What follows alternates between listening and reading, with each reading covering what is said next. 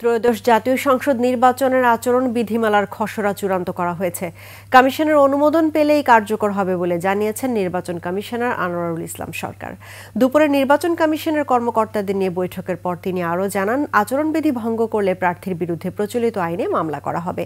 এছাড়া সীমানা নির্ধারণে নতুন আইন অনুমোদন না পেলে বিদ্যমান আইনেই আসন বিন্যাস করে নির্বাচন হবে। নির্বাচনী ব্যয় ন্যূনতম রাখা, প্রচারণায় সব প্রার্থীর সমান সুযোগ নিশ্চিতেরও প্রস্তাব রাখা হয়েছে।